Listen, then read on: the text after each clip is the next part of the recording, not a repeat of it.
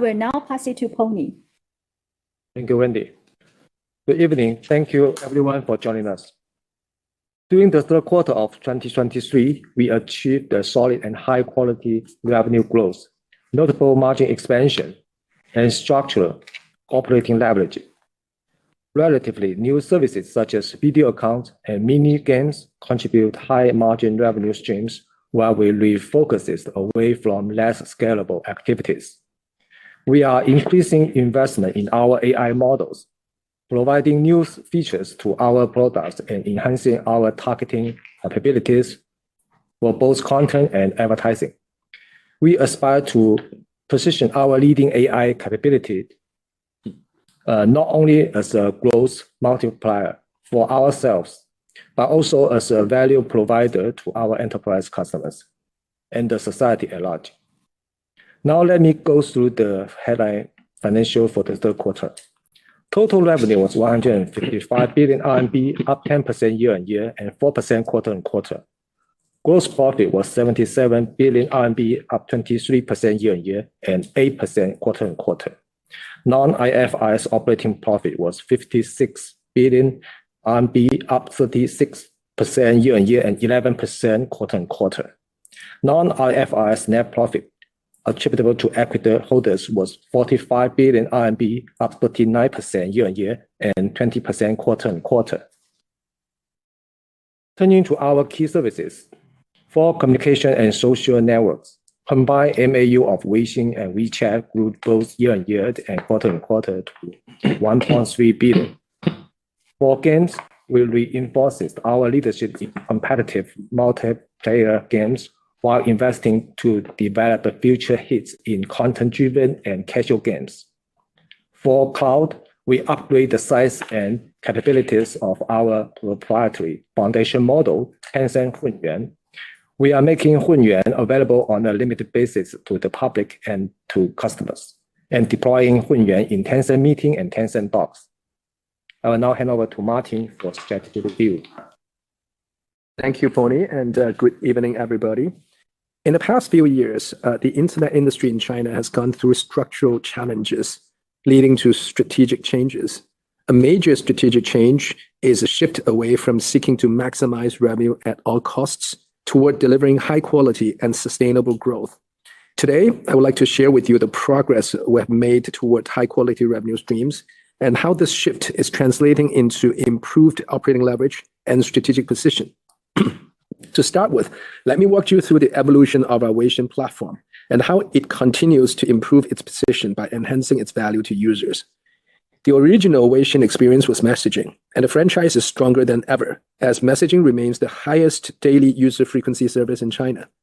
Weixin chats, DAU, and daily messages sent per user are consistently increasing, driven by the evergreen need for communications among friends, family members, and colleagues.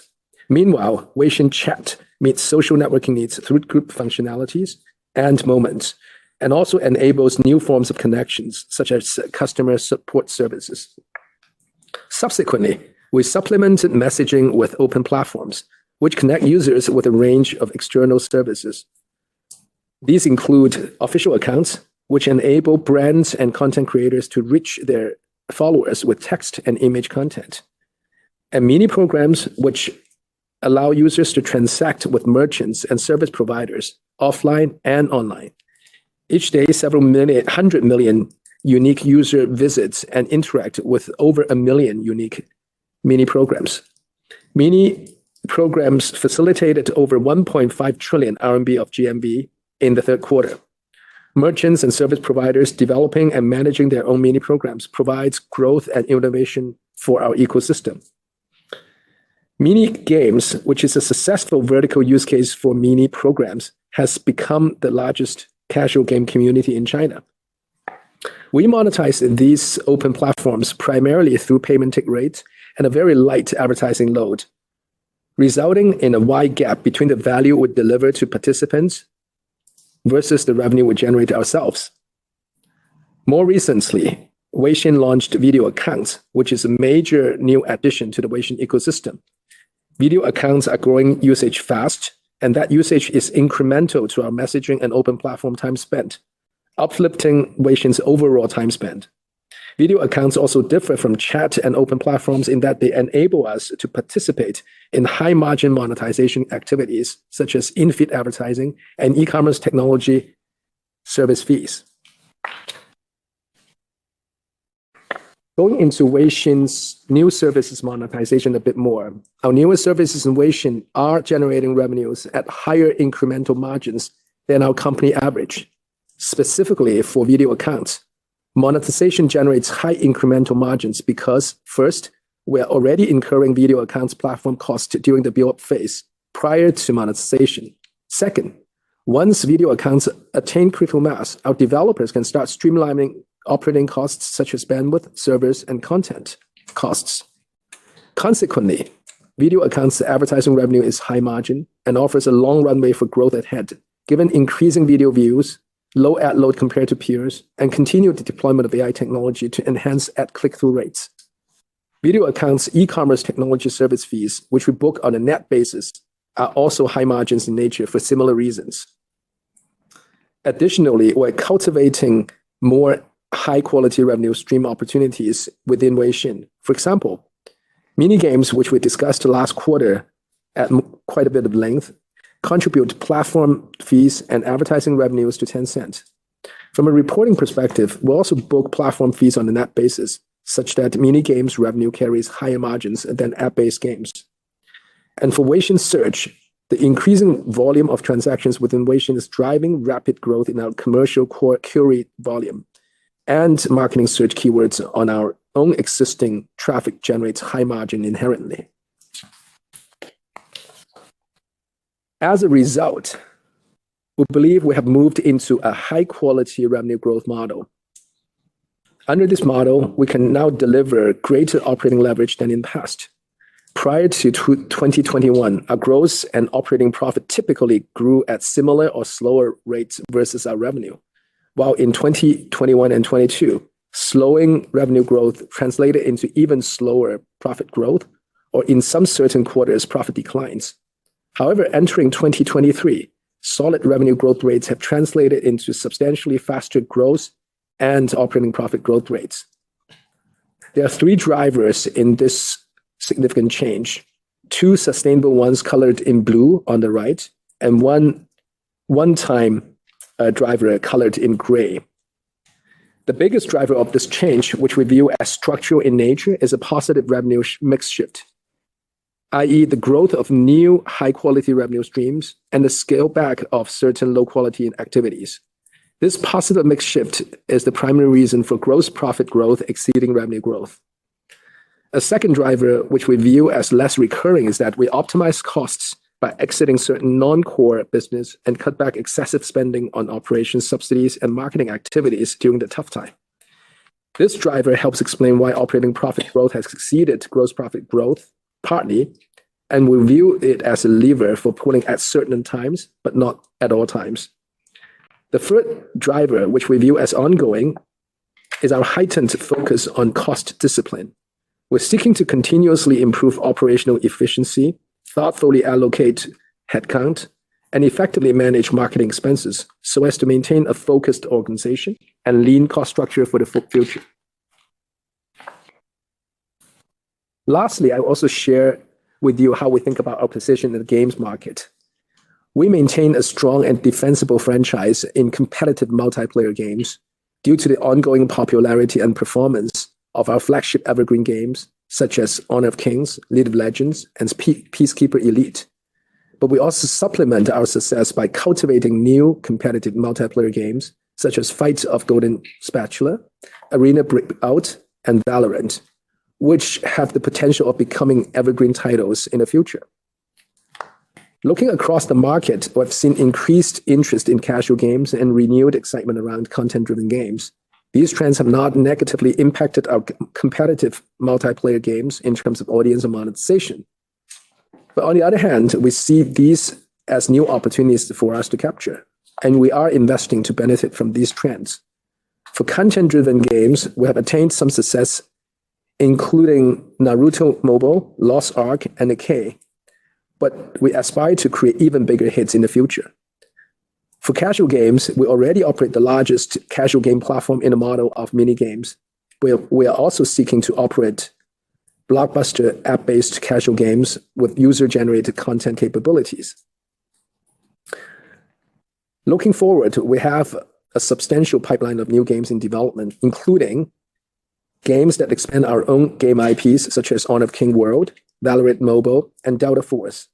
Mobile games that utilize well-loved licensed IPs, such as Monster Hunter Mobile, Assassin's Creed Mobile, and One Piece Mobile.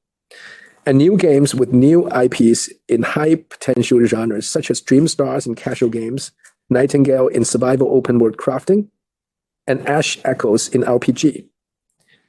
We're taking more time than before in developing these games because we want to ensure the quality of these games and because our improved financial structure described in the previous slides offer us the ability to do so. Now with that, I will pass to James to talk about business review. Thank you, Martin. For the third quarter of 2023, our total revenue increased 10% year-on-year. VAS represented 49% of our revenue, within which the social network subsegment was 19%, domestic games 21%, and international games 9%. Online advertising was 16% of our revenue, and fintech and business services was 34%. For value-added services, segment revenue was 76 billion RMB, up 4% year-on-year. Social networks revenue was 30 billion RMB, flat year-on-year, as revenue from music-related and game-related live streaming services sharply decreased, while revenue from music subscriptions and mini-games substantially increased. Profitability improved as we book entertainment live streaming revenue on a gross basis, treating revenue sharing as content cost, whereas we book mini-game revenue on a net basis, netting the game developers' revenue share out of our revenue. Long-form video subscription revenue increased 2% year-on-year, benefiting from higher ARPU. Video subscriptions declined slightly year-on-year, though grew quarter-on-quarter to 117 million accounts. Our exclusive drama series, Lost You Forever, ranked first industry-wide by video views across all online platforms in China during the quarter. Music subscription revenue increased 42% year-on-year. Tencent Music optimized user operations, enriched membership privileges, and deepened collaborations with labels and artists, resulting in music subscriptions growing 21% year-on-year to 103 million accounts, and ARPU increasing 17% year-on-year. Domestic games revenue grew 5% year-on-year to 33 billion RMB. The increase was driven by new launches Valorant and Lost Ark, as well as evergreen titles such as Honor of Kings and Dungeon & Fighter. International games revenue increased 14% year-on-year, or 7% in constant currency terms to 13 billion RMB. The recovery of PUBG Mobile and sustained contributions from Nikke, Valorant, and Triple Match 3D drove the growth and offset a tough comparison from Tower of Fantasy's launch quarter in the third quarter of 2022.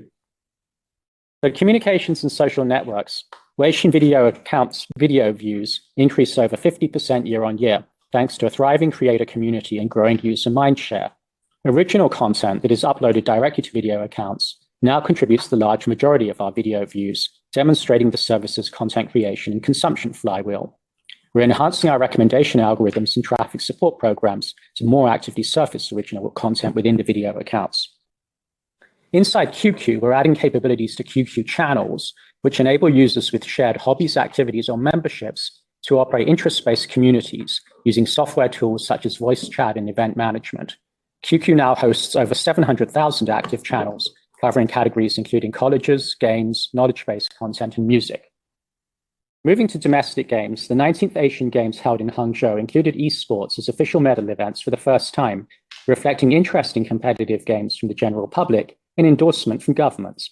We published 4 out of the 7 games selected for the Asian Games: Arena of Valor, Peacekeeper Elite, League of Legends, and FC Online.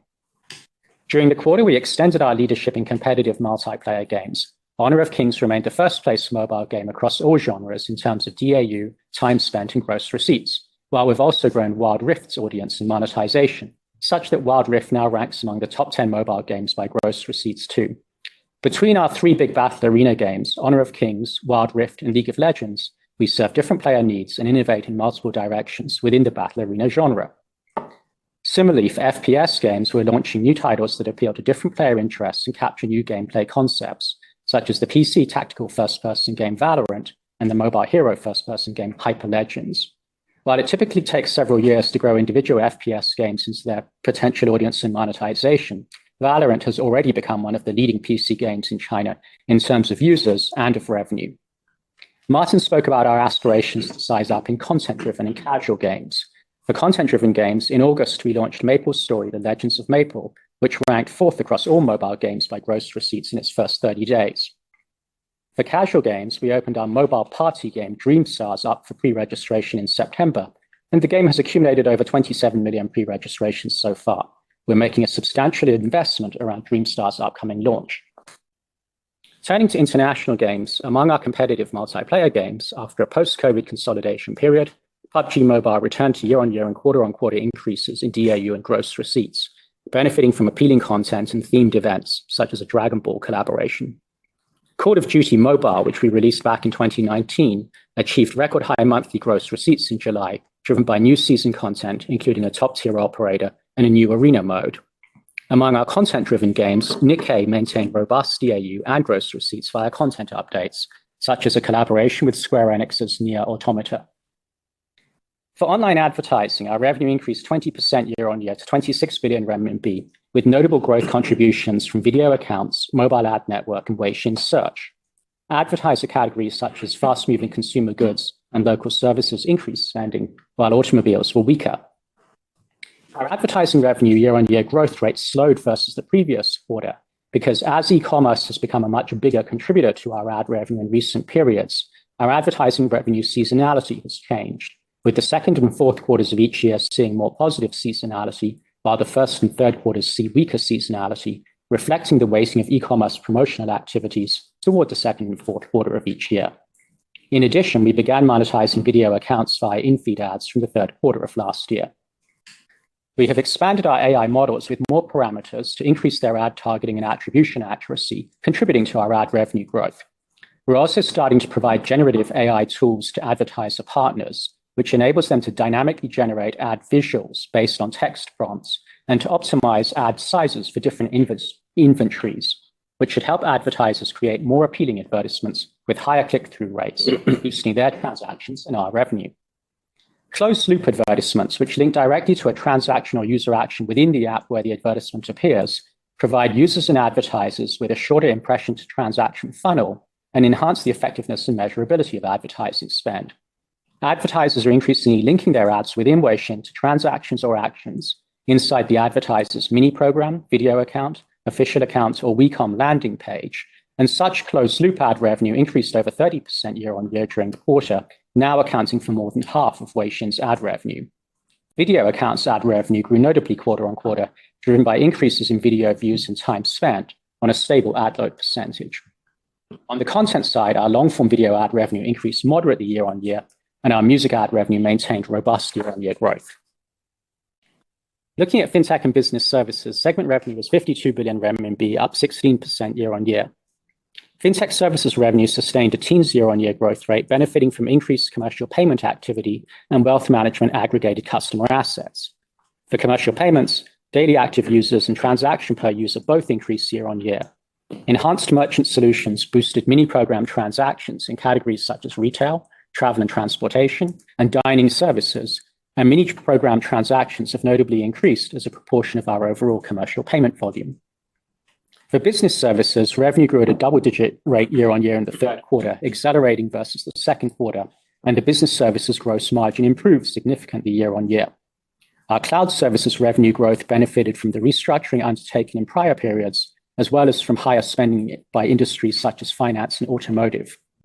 Video accounts e-commerce transaction GMV increased quarter-on-quarter, and the technology service fees we collect on these transactions contributed to the business services revenue and margin uplift. We have upgraded our proprietary foundation model, Tencent Hunyuan. We have made Tencent Hunyuan Bot initially available to a smaller though expanding number of users via a mini program. Hunyuan is also now powering meeting summarization in Tencent Meeting and content generation in Tencent Docs.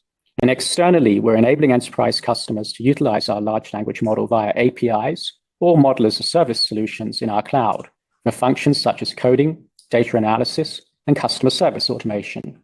And now I'll pass to John for the financial review. Thank you, James.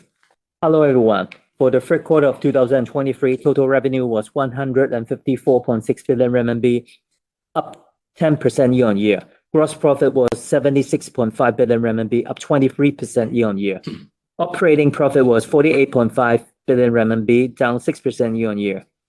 Finance costs were 2.8 billion RMB, up 43% year-on-year due to reduced forex gains and to a lesser extent, higher interest expenses. Share of profit of associates and JVs was 2.1 billion RMB compared to share of loss of 3.7 billion RMB for the third quarter of 2022. On a non-IFRS basis, share of profit was 4.8 billion RMB, improving from share of profit of 2.4 billion RMB last year. This was driven by better profitability of certain domestic associates, thanks to their revenue growth and improved cost efficiency, along with a successful game released by an overseas investee. Income tax expense increased by 55% year-on-year to 11 billion RMB, driven by pre-tax profit growth and increased withholding tax provision. IFRS net profit attributable to equity holders was 36.2 billion RMB, down 9% year-on-year. Diluted EPS was 3.752 RMB, down 9% year-on-year. Now I'll share our non-IFRS financial figures. Operating profit was 55.5 billion RMB, up 36% year-on-year. Net profit attributable to equity holders was 44.9 billion RMB, up 39% year-on-year. Diluted EPS was 4.657 RMB, up 41% year-on-year. Moving on to gross margins. Overall gross margin was 49.5%, up 5.3 percentage points year-on-year. By segment, gross margin for VAS was 55.5%, up 3.8 percentage points year-on-year. This was due to higher mix of high-margin games revenue, including mini games, and lower mix of low-margin music and games-related live streaming revenue, along with our cost control measures. Gross margin for online advertising increased to 52.3%, up 6 percentage points year-on-year. This was mainly driven by high incremental profits generated from Video Accounts app revenue, as well as our efficiency improvement. Gross margin for fintech and business services was 40.9%, up 7.6 percentage points year-on-year. This was driven by margin improvement following crowd business restructuring, emerging high-margin revenue from Video Accounts e-commerce, technology service fees, structural shift towards certain high-margin products within fintech services, and our operational efficiency initiatives. On operating expenses, selling and marketing expenses were 7.9 billion RMB, up 11% year-on-year due to more spending on promotion and advertising, and the total represented 5.1% of revenues. R&D expenses were 16.5 billion RMB, up 9% year-on-year, mainly because of higher staff costs on research and development projects. G&A excluding R&D were 9.8 billion RMB, down 14% year-on-year, mainly due to lower staff costs, including reduced surveillance payments. At quarter end, we had approximately 105,000 employees, down 3% year-on-year or up 1% quarter-on-quarter. Let's look at our operating and net margin ratios. For the third quarter of 2023, non-IFRS operating margin was 35.9%, up 6.7 percentage points year-on-year. Non-IFRS net margin was 29.6%, up 5.8 percentage points year-on-year. To conclude, I'll highlight some key cash flow and balance sheet metrics. Total CapEx was 8 billion RMB, more than triple year-on-year. Within total CapEx, operating CapEx was 6.6 billion RMB, up more than 5 times year-on-year, driven by increased investment in GPUs and servers. Non-operating CapEx rose by 6% year-on-year to 1.4 billion RMB. Free cash flow was 51.1 billion RMB, up 85% year-on-year, mainly driven by higher receipts from various businesses and timing difference in the settlement of certain accounts payables. Net cash position was 36.4 billion RMB, up 106% quarter-on-quarter, reflecting strong free cash flow generation, partially offset by cash outflow for share repurchases and strategic investment. Thank you. Thank you, John. We shall now open the floor for questions. If you are dialing in by phone, please press 5 to raise a question, then press 6 to unmute yourself. If you are accessing from the Tencent meeting or group meeting application, please click the raise hand button at the bottom left. We will take one main question up to one follow-up question each time. The first question comes from the Kenneth Fong from the UBS. Kenneth, your line is open. Thank you. Good evening, management. Thank you for taking my questions and congrats for another solid quarter of quality growth. I have two questions. The first is on mini games. Could management share with us more about the future strategy of mini games given Tencent a strong franchise? We will be just staying at a platform for distribution, or we can actually use mini games to rejuvenate some of our existing titles which are late in their product cycles. Also going forward, any shift in our strategy on the game launch between app-based versus mini games in our games going forward? And I have a follow-up question on the AI strategy. We have successfully launched Hunyuan AI model, and we stand out versus our peers with our use cases. Can management share with us how would the US chips ban impact our AI strategy, including product launch, monetization, and also area of focus? Thank you. Hi, Kenneth. Thank you for your question. So I'll take the mini game question. Martin will handle the AI question. For the mini games, then we view the mini game opportunity for Tencent primarily as a platform opportunity. And there are many thousands of game development studios that now focus on creating mini games. We're very happy to nurture that ecosystem, and we don't want to squeeze or unduly pressure that ecosystem. You asked about whether we would seek to rejuvenate existing titles which are late in their product cycle by releasing mini games. And the reality is that our game strategy is not built on titles that have a product cycle that age and that then require heavy rejuvenation. Our game strategy is built around what we hope will become evergreen games. And it's built around making those evergreen games as popular and successful as they can be, and then adding further evergreen games that will also be popular and successful. So we don't hugely focus on taking smaller games that have a product cycle and then seeking to rejuvenate them through mini games or anything else. In terms of Hunyuan and the overall AI strategy, I would say we have been pretty far along in terms of building up Hunyuan, and we feel that we are one of the leaders within China, and we are also continuously increasing the size of the model and preparing for the next generation of our Hunyuan model, which is going to be a mixture of experts architecture, which we believe will further improve the performance of our Hunyuan model. And by building up Hunyuan, we actually have really built up our capability in general AI, across the board, because Hunyuan, the transformer-based model, involves the handling of a large amount of data, large amount of training data, large size of computing cluster, and a very delicate fine-tuning process in terms of improving the AI performance. And by going through the process, right, we have also built up a lot of our AI capability, which is not transformer-based, but can be applied in many of our other businesses. So if you look at Hunyuan itself, right now we see it very good at generating text and messages, and that actually is quite useful for a lot of SaaS applications to improve the capability of the SaaS service. For example, in Tencent Meeting, we can actually leverage Hunyuan to provide summary of meetings and help people to catch up on meetings if they have missed the first half of the meeting, and so on and so forth. And in Tencent Docs, we can actually provide a whole set of tools for people to create documents in a much more efficient way. And these services are already offered to outside customers.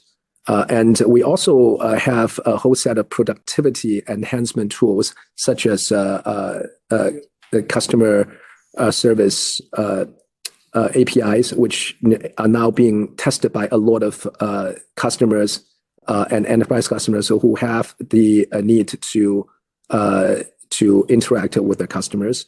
In terms of code generation, it's actually sort of providing very good results and tools for our programmers as well as our outside customer programmers to improve on their coding efficiency.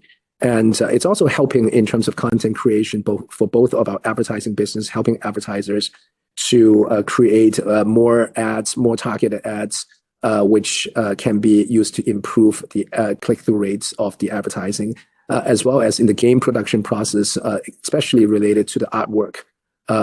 We are actually leveraging AI to actually help us to create this artwork in a more efficient and cost-effective way. So that's for Hunyuan. And the general AI capability is actually helping us quite a bit in terms of the targeting technology related to advertising and our content provisioning service. So in short video, by improving our AI capability, we can actually ramp up our video accounts at a faster clip.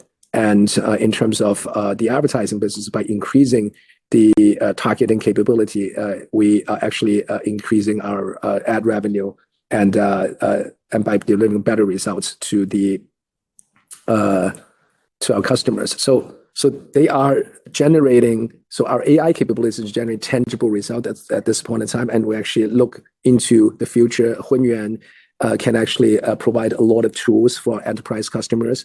It can further improve our advertising business efficiency by, in the future, really merging the advertising stage and the selling stage, right? If we can actually provide very good customer service capability, then a lot of merchants can actually combine the advertising and sales process into one.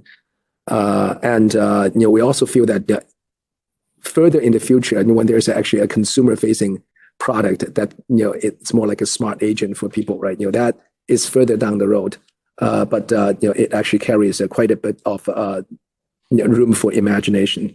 Now, in terms of the chip situation, right now we actually have one of the largest inventory of AI chips in China among all the players. And one of the key things that we have done was actually we were the first to put in order for H800, and that allow us to have a pretty good inventory of H800 chips. So we have enough chips to continue our development of Hunyuan for at least a couple more generations. So the ban does not really affect the development of Hunyuan and our AI capability in the near future. And going forward, we will have to figure out ways to make the usage of our AI chips more efficient. We'll try to see whether we can offload a lot of the inference capability to lower performance chips so that we can retain the majority of our high performance AI chips for training purpose. And we also try to look for a domestic source for these training chips. Thank you, Martin and James. Thank you. We will take the next question from Gary Yu from Morgan Stanley. Hi, thank you, management, for the opportunity and congratulations for another solid quarter. My first question is also related to the games business. I think 2 years ago, we also identified games as the key investment area for future growth. I think at that time, we were expecting a kind of 2 to 3 years production cycle. We commented that because of the improvement financial performance, we now have the luxury to take a longer time for a production cycle. So where are we right now at the kind of production cycle, and how should we look at these investments translating into games pipeline in different genres and also financial performance in the next couple of years? And then I have follow-up questions related to our capital management. I think last year we increased dividends. We have also stepped up share buyback. How should we look at the opportunities in our investment portfolio, similar to what we did on JD and Meituan distribution in the past 2 years? Thank you. Hi, Gary. So on the game question, then in general, we have chosen to elongate our game production cycles, sometimes by 6 months, sometimes by 18 months. And there's a couple of reasons for that. One is that we can see empirically that there's bigger opportunities now for the best games, especially if the development studio is patient about investing the time, the resources to make the best games be all that they can be. And of course, we want to capitalize on that and release the best games. And then secondly, as you alluded to, with the high quality revenue growth model in place, we feel we now have the luxury where our business, because of video accounts, because of mini games, because of search, because of e-commerce, is actually capable of sustaining quite healthy earnings growth rates, even without releasing a big game in a given 3-month period.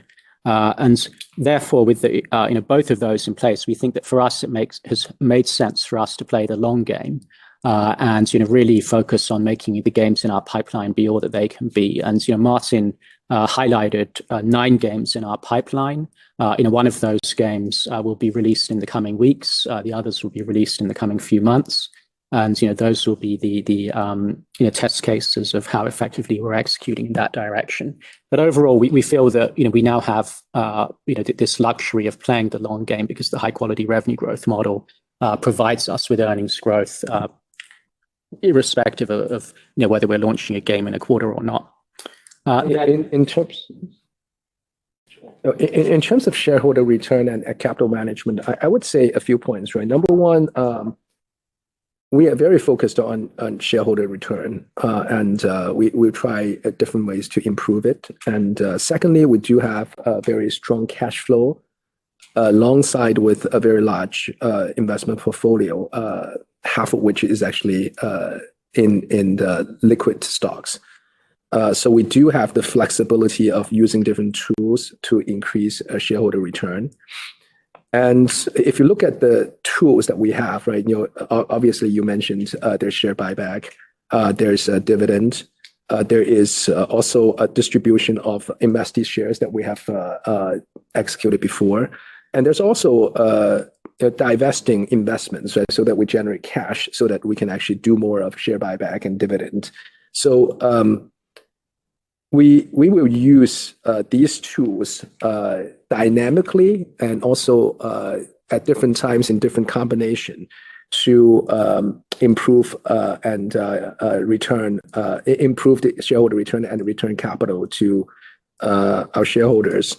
But I would say at this point in time, if you look at the market, the valuation in the market for China internet stock is almost at historical lows, right? So I would say at this point, buyback will be a more favorable means for our shareholders than other means. Thank you, Gary. We will take Thank you. We will take the next question from William Packer from BNP. William, your line is open. Hi, this is Will Packer. Can you hear me? Yeah, we can. Thanks very much, and congrats on the strong quarter. My question is around the sustainability of gross margin improvement across the key VAS, ads, and fintech segments of your portfolio. Are the gains we've seen year to date sustainable into 2024 and beyond? And is there further upside from mix shift? And my follow-up question was around domestic gaming.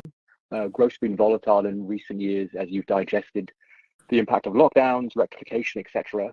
We now seem to have settled into a more normalized period. How should we think about the medium to long-term growth algorithm for the segment? And to what extent are you reliant on new hit content within that segment? Thank you. I will. So on the margin question, we talked about how there's 3 drivers of the uplift in margins in recent quarters.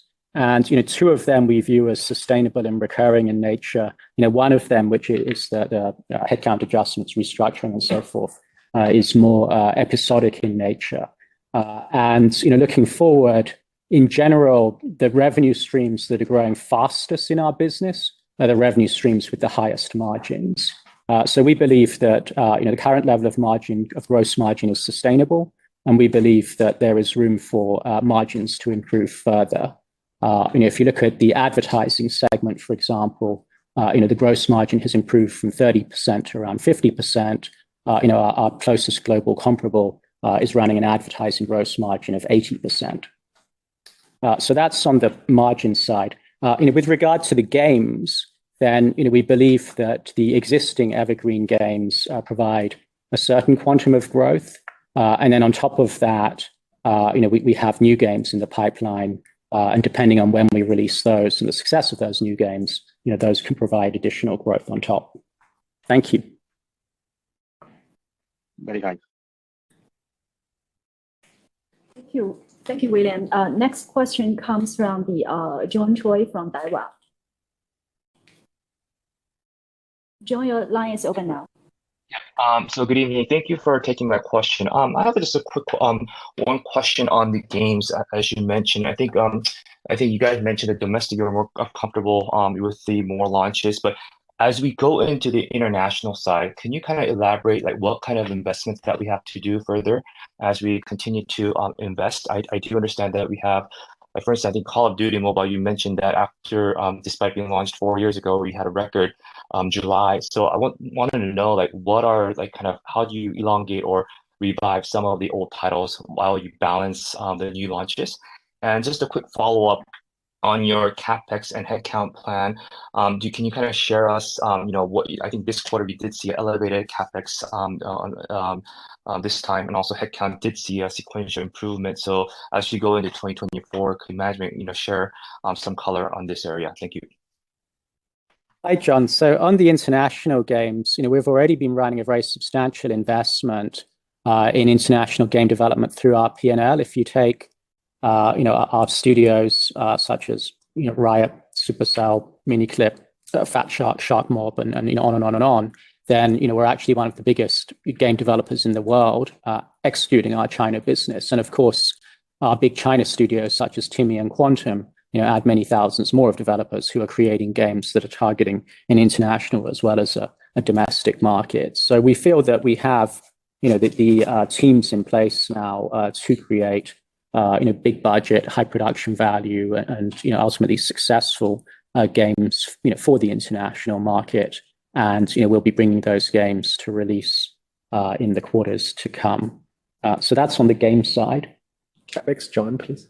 Operating CapEx represents about 3.5% of total revenue, 3 to 3.5 in 2023. And for 2024, I think it would be at similar level. And if we are able to get more GPUs, we will add on another 1% on top of that, 3 to 3.5%. For non-operating CapEx every year, on the construction side, we spend roughly $1 billion in the past few years. That's excluding, any land acquisition. If we add on land acquisition, it shouldn't be more than additional, $1 billion on top of that construction cost. In terms of headcounts, we believe most of the efficiency optimization have been done, and we have the right size of a workforce for our existing business. We are hiring selectively to grow our new businesses, but also it's actually very important for us to recognize that big teams are actually not very good for focus and efficiency execution of businesses. So in the past, I think we and maybe many other companies have actually sort of built teams up too quickly and built too large a team, and so going forward, consistent with what we talk about in our new high quality revenue growth model, one of the key thing is actually cost discipline, and the cost discipline is part of it is trying to keep our teams smaller but with better people, so that we can actually help our team to focus on the real value added things to work on, and that turns out to usually be a value creation exercise for our business and make ourselves our business strategically stronger. Thank you. We will take the next question from Alicia Yap from Citi. Hi, good evening. So yeah, thanks for taking my questions. Also congrats on the solid profit beat. Two questions. First is on the Video Accounts advertising revenue as we started to lapse out the low base. And although we're going to still have the closed loop e-commerce transactions to benefit and support that solid ad growth for the Video Account, just wondering what could be the steady stage of the growth rate for the overall online ad revenues going forward. And then a follow-up is on the Hunyuan model. I think management did mention potentially sometime down the road there will be a commercial product for a consumer end. So just wondering, when we can see, for example, the AI assistant to be integrated into WeChat and QQ, and when that is ready, would that be potential also a commercial service charge, for example, like the subscription fee? Thank you. Hi, Alicia. So on your first question about video account advertising revenue, we're not super focused on, whether there's a low base or a higher base, because actually we have, 4 discrete growth drivers we see supporting our advertising revenue growth, not just this year, but for many years to come. The first of them is traffic. So, the number of video views today is substantially greater than 50% higher than it was when we began monetizing video accounts just over a year ago. And so that's an immediate uplift and an ongoing uplift because we believe video accounts traffic will continue to grow. Second, there's the ad load. Today, the ad load we operate at on video accounts is less than 3%. The ad load that our domestic peers operate at is over 10%. And so we have room to very substantially multiply our ad load over the years to come versus where it is today. Thirdly, there's the ability to uplift our click-through rates using artificial intelligence. Today, a typical click-through rate might be around 1%. As you deploy large language models, then you can make more use of the thousands of discrete data points that we have potentially for targeting and bring them to bear and turn them into reality. And you can get pretty substantial uplifts in click-through rate and therefore in revenue, which is what the big US social networks are now starting to see. And fourth, there's the closed loop opportunity. If you look at our domestic peers in the short video space, they've been very focused and very effective at maximizing closed loop transactions because those generate the most information. Those enable the greatest future targeting, forward targeting abilities. And given our mini programs, given our WeCom landing pages, given video accounts, and given the Tencent payment infrastructure, we feel we're in an ideal position to further ramp up our own closed loop capabilities. So, with those 4 drivers in place, obviously the macro environment is out of our control, but we have 4 important drivers of growth within our control. Thank you. Now, in terms of the Hunyuan and in the future, the potential of an AI assistant, I think, it's fair to say it's still in a very, very early stage of concept design. So definitely not at the stage of product design yet, and definitely not at the stage of thinking about monetization yet. But of course, right, if you look at any of these generative AI technology at this point in time, inference cost is a real variable cost, which needs to be considered in the entire equation. And that, to some extent, adds to the challenge of the product design too. So, I would say at this point in time, it's actually a very early stage. There is a promise and imaginary room for opportunity for the future, but it's too early to talk very concretely about it for now. Okay, thank you. Thank you. We will take the next question from Thomas Chong from Jefferies. Thanks, management, for taking my questions. My question is about live streaming e-commerce. Given that the competitive environment is very intense, and we are seeing video accounts is gaining a very good traction, enjoying very fast growth. So I just want to get some color from a management perspective about our strategies and our goal in coming years, and in particular, how we should think about the internal advertising as well as the commissions growth trend or any market position that we want to achieve in coming years. Thank you. Well, in terms of live streaming e-commerce, I think the playbook is actually quite clear, right? Once you have the short video franchise, you actually start taking that into the live streaming and build a franchise there. And then from live streaming, if you can actually establish the tools and the connection and a supply chain of merchants, then you can start building up the live streaming e-commerce. So the playbook is actually well developed. What we're doing is actually we want to build it in a systematic way, step by step. And it does involve a process of many steps, including building a strong ops team so that we can ensure the quality of the products offered on our platform, building category teams to manage different categories, building tools and infrastructure to facilitate merchants to do more businesses. We need to have integration of the entire ecosystem into our ad system.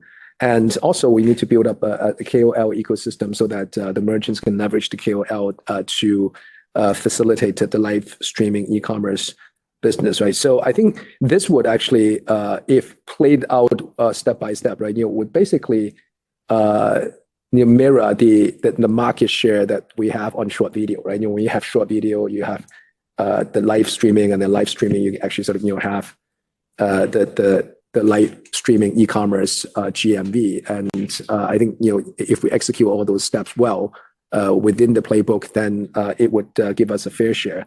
But over and beyond, right, we believe we have some pretty unique capabilities or characteristics that we can bring to bear that may offer further upside. That include we have a very strong mini program ecosystem, and there are a lot of merchants and brands who are already doing a lot of businesses on mini programs. And if we can actually connect our live streaming e-commerce with the mini programs, then that additional layer of integration and ability to do more business. We have social sharing within our ecosystem right now, and that would actually help merchants and products to be shared to many other friends and connections, and as a result can generate more sales. And we also have a pretty significant group of high income and affluent customer base who are probably not that used to shopping on short video platform at this point in time. And if we can bring them to the entire live streaming and e-commerce ecosystem, then that could offer further upside. So that's the way we think about the live streaming e-commerce at this point in time. Thank you. The next question is Alex Yao from JP Morgan. Hey, good evening, management team. Thank you for taking my question, and congrats on a good quarter. I have two questions. Number one, regarding the growth driver of advertising business, James, you mentioned Weixin Search as one of the driver. Can you share with us a little bit more metrics in terms of where the business is?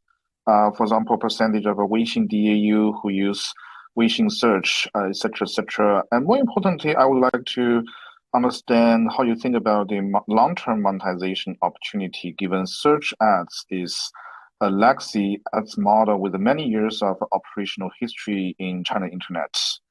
So that's the first one on Weixin Search. Second question is on the mini game. We notice that super majority of the mid-core and hardcore game activities still mostly take place in apps. What does it take for those mid-core and harder core game activity to migrate into mini game ecosystem? Is it currently constrained by technology or bandwidth, or it's more of a user behavior issue? Thank you. Well, why don't I take the mini game question? So there's a number of constraints. We believe the most important is the technical capabilities and the game development tools for making mini games that are comparable to app-based games. And I say that first of all because if you look at similar concepts such as Roblox, and over time there's been a steady broadening in the range of games available on Roblox, to more graphically immersive, more and more multiplayer, more and more fast-paced, Twitch-based games. And we're seeing now something similar in mini games, where the initial mini games were typically single player. Then there were basic multiplayer card games. Now we're moving into multiplayer role-playing games, and then going into the future, we expect to see multiplayer first-person action games. As the handsets become more sophisticated, as the minigame architecture becomes more powerful, as the developers become more expert in creating minigames, then there should be a long-term convergence in terms of the capabilities and the experiences of minigames versus app-based games. And as that happens, then there's no intrinsic reason why people who are currently playing app-based games wouldn't also start playing minigames. Now, in terms of Weixin Search, right now, the penetration is actually quite high, right? So starting from people basically searching for, in-app contact and content, basically everybody does it on a very frequent basis every day, right? But then in addition to that, everybody have actually searched something on the open web as well as in the ecosystem. So the content search, everybody has done some of that. But what we need to do is actually need to have people use it more frequently. And the way through which we can actually make it more frequently used is, of course, one, the search technology, right? Within Weixin, we have been constantly building up the technology, and I think the search technology has improved consistently. And after we have acquired Sogou, the technology of search have also taken a step up. The second is actually the search user experience, because Weixin is a tool which people communicate. So we actually need to have a user experience that allow people to find the content more quickly than normally if people open up a browser and try to do searches. And I think that we have made progress, but there's still more work to be done. And the third one is actually the ecosystem, right? So we have a lot of content within Weixin, and that's through official accounts, and there's also an increasingly large mini program ecosystem that's sitting on Weixin, and now there's also video accounts. The ability for us to leverage the Weixin search and connect it to all the content within our ecosystem is actually something that we are building over time. And once we have done that, right, we can allow people to search on the open web. We'll also have unique content that's uniquely available on Weixin. Then the Weixin search value proposition and content will be even better. So I think those are things that we have been doing in order to increase the frequency of usage by our users on search, and we have seen encouraging signs on that, because the VV and in general VV on content have been increasing consistently over the past few years. And over time, we felt once we have built up that content search traffic within Weixin on a consistent basis, then we can actually overlay demonetization, right? And right now, the ad load on our search is still very, very low. So that there's actually a lot of potential for us to increase it. But more important, I think, the ability for us to build a transaction ecosystem within Weixin is actually very important for the future growth of Weixin search. The more mini program transactions that we can generate, the more live streaming e-commerce that we can generate over time, that would actually help us to increase the potential for Weixin search monetization. And we feel there's actually a very long runway in terms of growing this part of the business. Thank you. We will take the next question from Xiaoling Liu from HSBC. Thank you, Wendy. I have two questions. First is on advertising, which obviously has been a really strong year for Tencent as the platform has been gaining market share. Considering e-commerce is becoming a bigger contributor, and obviously there are, seasonality factors that comes with that, contribution from Weixin Search. Next year, obviously, we could see tougher year-on-year comps for video accounts after it has delivered very robust growth this year. Should we expect, growth to accelerate into the next quarter or 2024? Just generally how you're thinking about, the outlook. Thank you. And then on the follow-up, international games. Hi, Charlene. We missed some of the question. I think also it may have overlapped a little bit with Alicia's question earlier. So I'll just refer back to that in that, we see 4 discrete growth drivers for our advertising business, including traffic growth, increased ad load to converge with industry peers, deployment of AI to boost CTR, and closed loop advertising. And so those are all on the positive side. And then, macro could be a potential negative, but, candidly, this year hasn't been a spectacular year from a macro perspective anyway. In terms of, what that translates into, for growth in next quarter or next year, we don't give guidance, and the theme we've been talking about this evening is not high revenue growth model; it's high quality revenue growth model. So we're less focused on maximizing the speed of our revenue growth in any given quarter. We're more focused on having a healthy, sustainable revenue growth rate. And we believe with a sustainable revenue growth rate, we can drive a faster earnings growth rate. So that's on the advertising question. Thank you. I guess separately on international games, I guess what factors should we be focusing on as we think about, again, the outlook? Obviously, we're reading a little bit more about layoffs in the industry. How should we think about contributing factors like, user spending, as well as development pace of new launches and consolidation within the industry? How would these things kind of play out? Whether it will help a bit or benefit Tencent. Thank you. But I don't think there's a very simple single answer. It's a complex industry.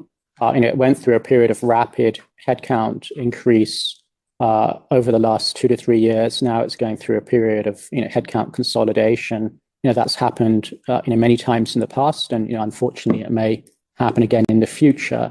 And it's just incumbent on us to navigate that effectively. But again, we have the benefit in that because we have a number of other businesses that are growing quickly. Therefore, we don't feel pressure to maximize our international or our domestic game revenue growth in any single quarter. If you're looking at Microsoft, then Microsoft doesn't feel it has to release a new Halo game on December 31st rather than January the 1st, because people keep using Windows and Office and Azure and all of the other Microsoft products that also generate profit growth.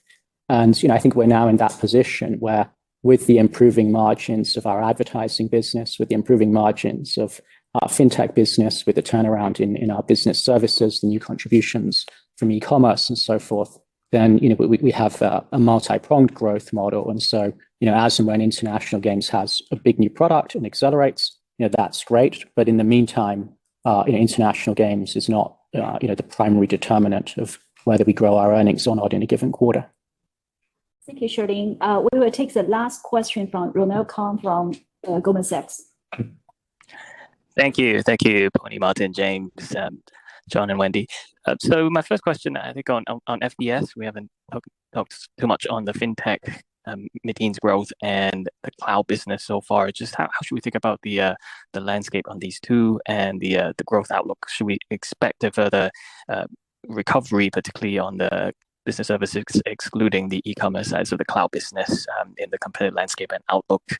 Maybe I'll ask the second question as well, just in one go. So on our shareholder return policies, how should we think about our current investment portfolio in terms of the investment and reinvestment piece this year, and any lessons or experience from the past 2 years of distribution that we have from our experience, and how should we think about the shareholder return on the investment portfolio front? Thank you.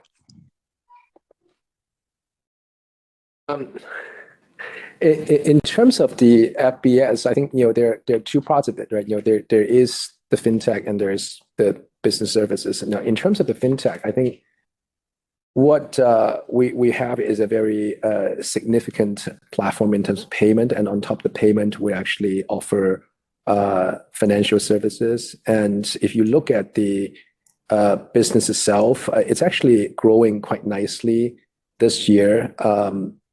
And there are a couple of drivers. Part is actually growing alongside with consumption, right? And as you can see, although there's some macro challenges on the economy side, but the consumption in China is still growing quite nicely, and our overall fintech business actually grow alongside with that. And then on top of it, we actually have been offering financial services such as lending, such as wealth management, and these are actually falling into the model of the high quality revenue growth model, in which these are businesses which generates high margins, and they ride on a payment network which has the cost already paid for.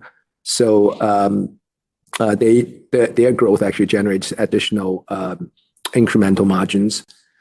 But at the same time, right, we actually manage these businesses in a very measured way, because we want to make sure that we are very good in terms of risk management, and we also try to grow them in a measured way so that we don't take on too much risk, and we can also pick the best customers that we want to serve. So I think that's on a fintech side. Over time, we actually sort of would like to find additional value-added services that we can actually bring value to the merchants that we serve. And for the value that we create, we charge a little bit on additional fees if they are really generating value. So I think that's the overall model that we're thinking with respect to fintech. In terms of the business services, the cloud, right? I think right now there's a lot of, in the past 2 years, there's a lot of capacity readjustment within the industry, right? The excess capacities are being used up, and a lot of businesses have been trying to manage their costs down. And I think we have also proactively got rid of some low quality businesses too. When we look into 2024, we believe that the dynamics in the market is that the squeezing of unused capacity is probably over. So if macro stays the same, there will probably some modest growth in terms of the cloud usage. But there probably needs to be a higher economic growth in order for higher growth to return to the market. There will be some growth with respect to PaaS and SaaS, and that's frankly the area that we are focused on. We believe going forward, again, we'll be more focused on the high quality revenue model, in which we'll be more focused on the PaaS and SaaS, which inherently will be generating more gross margins for us. So that's how we look at those two businesses. So James. Yeah, with regards to the investment portfolio, so we are quite active and agile on both additional investments, but also on divestments. Some of that activity is visible, a lot of it is not visible. But given what we view as our share price dislocation, our primary use of cash has been buying back our own shares, and that remains the priority at this point in time. Thank you, Martin and James. Thank you all for joining the call today. We are now ending the webinar.